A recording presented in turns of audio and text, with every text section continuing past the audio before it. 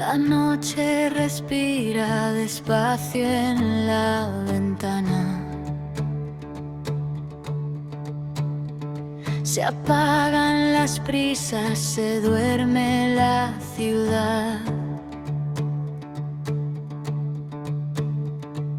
Una brisa tibia dibuja en tu cara un mapa de sueños que invita a soltar.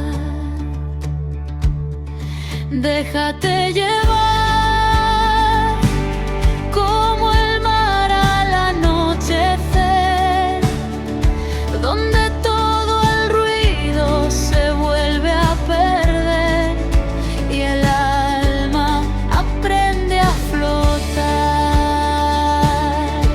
Silencio que abraza, latidos sin prisa. El tiempo se rinde y ya no avisa.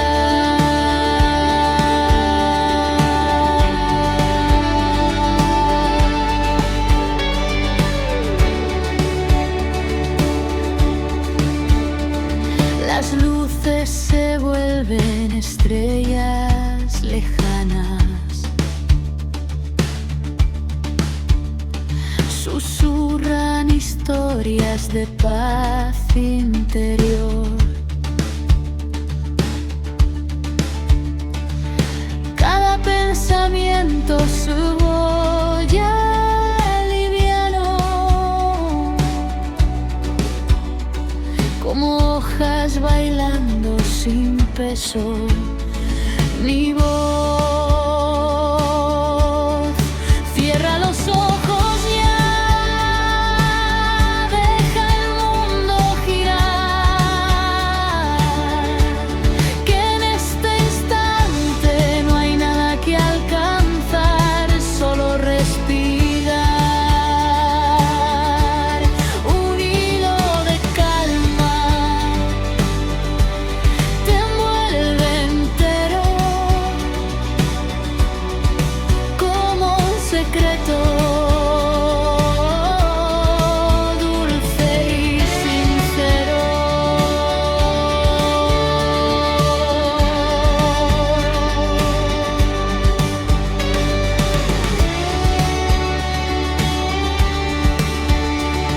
El viento acaricia palabras dormidas.